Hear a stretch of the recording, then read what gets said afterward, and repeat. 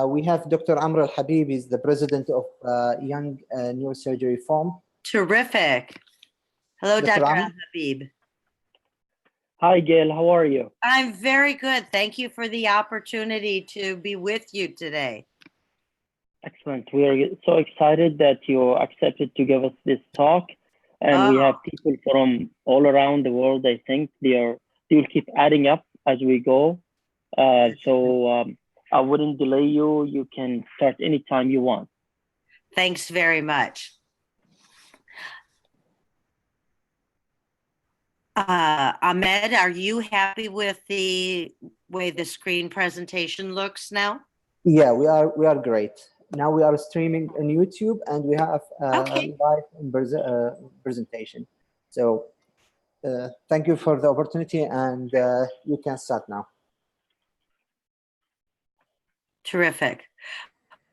Well, let me just say to all of you what a pleasure it is. It's really an honor and a privilege to be able to speak with the future of neurosurgery. And I'm very happy both to be with all of you and to share with you what I think is a really exciting new development for surgery in general and for neurosurgery in particular. And what I'm talking about is global neurosurgery and the very recent ways we are accelerating progress through partnerships. So the point of gathering this morning is for me to share with you the progress that we have made at the World Health Assembly in Geneva this year, and in a more general sense, what your WFNS is doing to advance neurosurgery in the world. So let's begin this Young Neurosurgeons Forum webinar. I'd like to give you first my note of thanks to WFNS President Franco Servidai, who has appointed me chairman of this committee and given me the opportunity to be involved in this very important global work. And I'd also like to reference several past presidents of the World Federation of Neurosurgical Societies, whose vision brought us to this day. Armando Basso, Jacques Brochi, Young Kwan Tu. Armando Basso in particular has been a strong supporter of the liaison between the World Federation and WHO since he first championed this relationship in the 1990s. And you can see it's finally, recently come to fruition and to a point where we are hopeful about making real progress for neurosurgical patients around the world. So what Dr. Basso started and what we are now expanding is the role of the WFNS as a non-state actor in official relations with WHO. So WFNS has been a member of WHO as a non-state actor with official relations since the early 90s. And it's the only major organization in of organized neurosurgery to be in this position. Now, there are over 200 professional associations, NGOs, and philanthropies that are in official relations with WHO. To do this, membership is reviewed every 3 years, and it includes both the activities that are being done on behalf of the public, as well as audits of the finances of these organizations in official relations. What this does for the WFNS and for neurosurgeons around the world is allows us to participate in WHO committee meetings at the World Health Assembly and to present statements for discussion and inclusion in the official program of work. This program of work is the plan that the ministers of health of all the nations of the United Nations put together each year to plan what is going to be done for global health in their country, region, and around the world. So you can see it's critically important that our surgeons be part of that program of work. Well, how did this all come about? Well, for more than 30 years, surgeons have been arguing largely to deaf ears about at the World Health Assembly about how important what we do is for public health. I don't need to convince this audience of that. But as you know, for those same several decades, the focus of the World Health Organization always seemed to be on other important but non-surgical things, such as clean water and vaccination, which certainly are very, very important. But we, like our other global surgery colleagues, thought surgery was important too and was being neglected. This led to a challenge in the early teens. The center picture you see there is Dr. Jim Kim, who is a physician, but also the president of the World Bank. And the World Bank, which is a funding agency of the World Health Organization, issued a challenge to surgeons who were advocating for more attention to surgery. They said, put the data where the money is and give us a report on the current burden of surgical disease in the world. And the Lancet Commission did just that by organizing surgeons around the world in a very thoughtful manner. They developed and in April of 2015 published what has become a landmark report, the Lancet Commission on Global Surgery.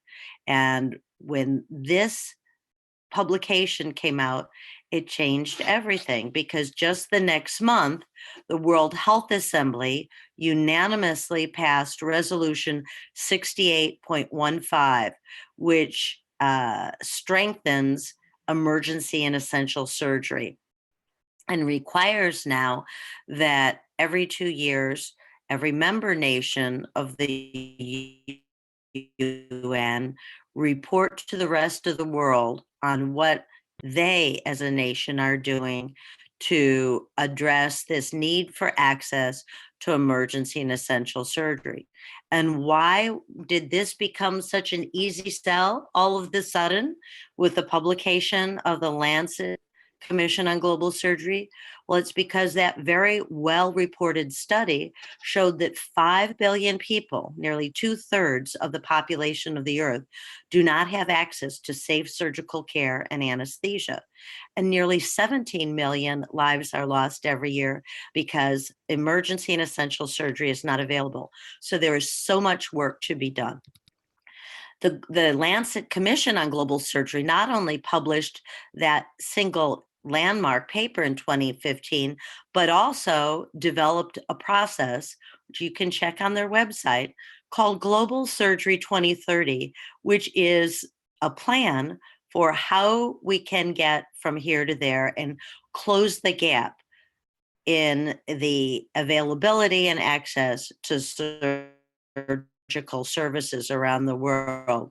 This Global Surgery 2030 plan is one that hopes to bring emergency and essential surgery to be accessible to 80% of the world's population by 2030. And as you can see, we all feel that neurosurgeons must be involved. So we're trying to get the word out. There's plenty of work available for everyone. It turns out that we need 23,000 more neurosurgeons, and that there are as many as 5 million neurosurgical operations every year that need to be done that aren't being done simply because there aren't enough well-trained surgeons. So we're trying to get the word out on this committee. And here are some of the ways we're doing this. At the top, you see a screenshot of the WFNS WHO Liaison Committee's report that went to the leadership of every member society of the WFNS and was published in the newsletter so that everyone could know what went on during that annual week in Geneva that we call the World Health Assembly. And at the bottom is a screenshot of an upcoming publication that's been accepted by Journal of Neurosurgery Publishing Group that will also detail the committee's activities. So I'd like to share with you a little bit about what this committee does. We work all year long, of course, in interacting with the various bodies within WHO that are charged with programs of work that involve neurosurgeons. But our efforts are concentrated on the 1 week each year, the 3rd week in May, called the World Health Assembly. This meeting has been going on ever since the United Nations was started in 1948. The meeting occurs in Geneva, and here's a photograph of the United Nations headquarters where it does occur. In this meeting, the representatives are the ministers of health of all 190 plus member nations of the United Nations. It looks glamorous, but in fact, the neurosurgeon's place is up here, and my seat in the 6th balcony, and all the people down on the floor who are voting delegates are the ministers of health. But it's a unique opportunity for neurosurgeons and other healthcare professionals to be in the same place, often in the same room, with government officials who are responsible for federal programs of healthcare delivery. In this situation, President Paul Kagame of Rwanda is speaking about how in his nation, the peace benefit when their civil war ended was that they were able to start using their military budget for healthcare purposes. And he has described the use of drones to deliver blood to district hospitals for emergency surgery due to trauma. Now, during this same week, the WHO leadership also leaves that building and comes out to the many important side meetings that are conducted by various non-state actors and official relations with WHO. In this case, there's a meeting that our own neurosurgeon, Walter Johnson, who leads the Global Initiative for Emergency and Essential Surgery at WHO, has organized at the World Council of Churches. And here's WHO leadership addressing surgeons. In this example, Atul Gawande is describing the 10-year follow-up of the WHO surgical checklist. I think you're probably all familiar with this checklist that he started with WHO. And in this meeting, he describes 10-year follow-up in which it's been found that a relatively simple intervention like the use of the WHO surgical checklist has resulted in a decrease in surgical morbidity of 37% and of surgical mortality by 45%. So you can see the great potential for accelerating progress when surgeons work together. And here we have our own Moody Qureshi addressing neurosurgical concerns at one of these important side meetings. We have other important collaborators when our committee meets in Geneva at the WHA. In this case, Michelle Bachelet, who is both a doctor and the former president of Chile, is speaking about the importance of working together to promote healthcare of women and children. And in this regard, our pediatric neurosurgeons have had a very vocal input. In this situation, we're collaborating with one of our important allies in the operating room, the World Association of Anesthesiologists. And in this example slide, Tariq Khan, who is the chairman of the WFNS Committee on Neurotrauma, is making a comment about some of the important strides that our colleague anesthesiologists have made in providing global anesthesia. One of our important partners is the G4 Alliance. This is a group of more than 80 partner organizations of the so-called SOTA group. SOTA stands for Surgery, Obstetrics, Trauma, and Anesthesia. And this is one of our most important partners in working together to bring to the forefront the voice of the neglected surgical patient. The G4 Alliance sponsors 2 full days of multidisciplinary meetings during the World Health Assembly. And although the WFNS is a major partner, it's not the only neurosurgical group that participates in the G4 Alliance. Here you can see Solidarity Bridge, represented by Richard Moser, the WFNS Foundation, represented by Key Park, and an Pakistani hospital system represented by Tariq Khan. There are other partners with whom we work in Geneva and during the calendar year as well. FIENS, the Foundation for International Education in Neurosurgery, the Harvard Program in Global Surgery and Social Change, the Consortium of Universities for Global Health, multiple pediatric surgery groups such as the GICS and the ISPN. Medical student groups are particularly effective, and they have personally taught me much about how to be an effective advocate in this setting.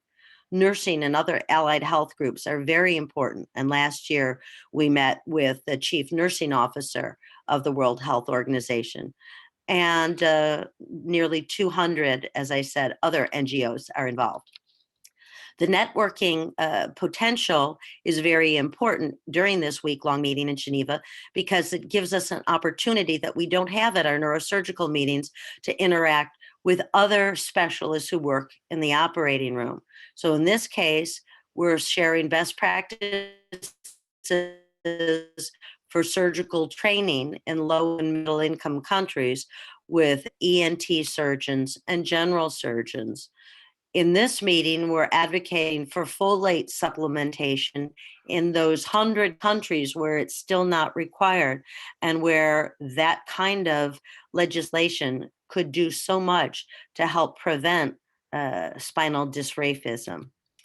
There are also opportunities for surgical training, which we hope to be able to exploit at the next WHA in 2019.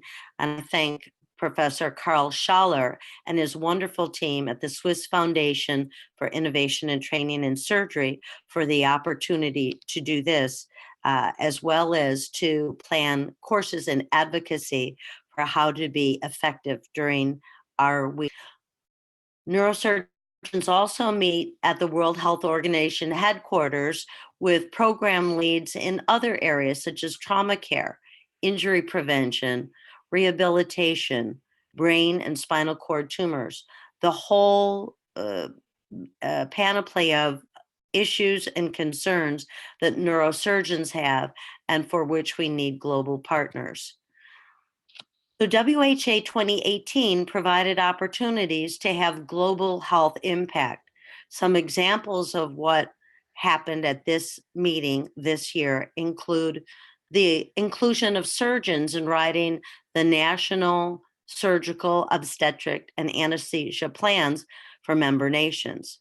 Discussions about how to best organize multidisciplinary teams and to discuss and address the manpower challenges that all nations face in providing neurosurgical care.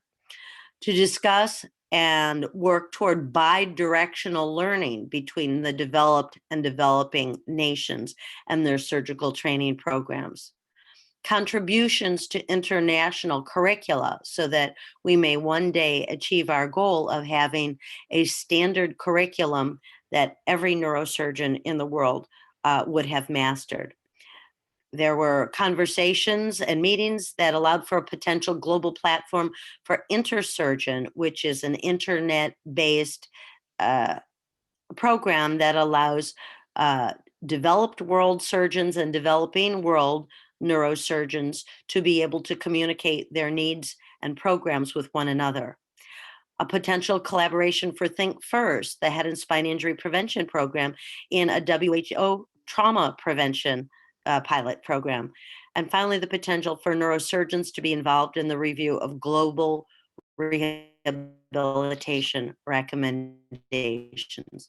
So you can see our opportunity, if we are well organized, disciplined, and well informed, to have an impact in global health is enormous by being participants in the World Health Assembly and having official relations with the World Health Organization.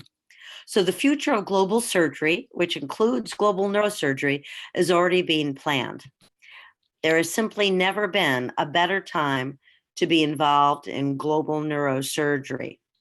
Every one of you are welcome. And if you are interested and want to be involved, please contact me at my email address below. Thank you very, very much for the opportunity to be with you today. That was great. Thank you very much. It's an eye-opener. Wow, we need 23,000 new neurosurgeons. That's a large number, isn't it? It's a large number, but when you think that there are nearly 5 million neurosurgical operations that fall into the category of essential or emergent neurosurgery that are not being done every year. And you can imagine what the mortality rate is because those are not available because there are no surgeons or health systems to do that.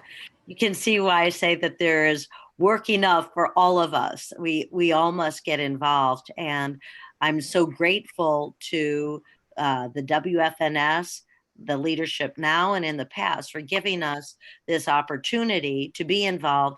And it's so exciting because, as you can see, this pathway toward increased involvement and increased attention only opened up in 2015. So it's a very new and very exciting area of neurosurgery called global neurosurgery. Fantastic. How do you think our committee can help? I mean, this webinar is certainly an eye-opener for many of us. But as a committee, how can we participate in your work? Well, I'm so glad to hear you ask that. I think the first thing is to get some members of the Young Neurosurgeons Forum on this committee. Once we have some representation of the young neurosurgeons on it, then we can work on specific policy initiatives. But perhaps you as the leadership of the Young Neurosurgeons Forum could decide how to appoint 2 or 3 or 4 young neurosurgeons to the committee who would then participate in the teleconferences or in-person meetings, which occur every 2 months. And then every year, as many neurosurgeons as possible go to Geneva and participate in these activities which I've described. Now, I must tell you and be very clear about the fact that this committee has no budget. So everyone who goes to Geneva and who participates in that World Health Assembly meeting goes on their own resources. But there are many things that can be done in terms of advocacy that don't require being physically present and just simply being aware of the advances that are occurring through the collaboration of surgeons, obstetricians, trauma surgeons, and anesthesiologists will be important for the future. And we not only welcome Young Neurosurgeons Forum involvement, we absolutely need it. This is this is great. We have social channels to spread news, and we have an access to an iPhone application that teaches neurosurgical education, and we can spread any news your committee wants to spread. I think we can use our WhatsApp channels and our representatives all around the globe to do that. And I would certainly be in communication with you with your suggestion to appoint somebody in your committee to facilitate collaboration. And I'll leave the floor for others to ask. Well, that's great. Thank you very much, Dr. Al-Habib. So if anyone from the attendee want to ask a question, they can write it in the chat and we will answer it directly. or anyone want to have the mic, he can raise the hand. There is this in the corner an option to raise the hand. You can raise the hand and you can have the mic to ask a question.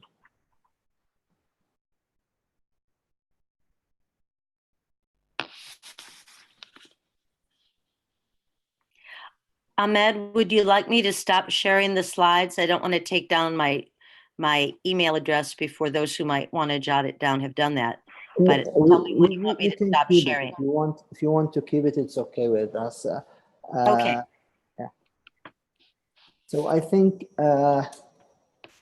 it's clear for everyone, and there is an email contact, and they can also email us if there is any feedback or any question, and we will forward it directly to you. I would like to thank you for your time and to thank you for participating with us, and we hope to see you soon in the future. Thank you very, very much. Okay, I appreciate your participation, and for the attendee and for those seeing us on YouTube, we will keep you updated for the next webinar. Thank you very much, everyone, and special thanks for our speaker. And I hope you will have a very useful and pleasant day. Thank you. Bye-bye. Thank you very much. Thank you.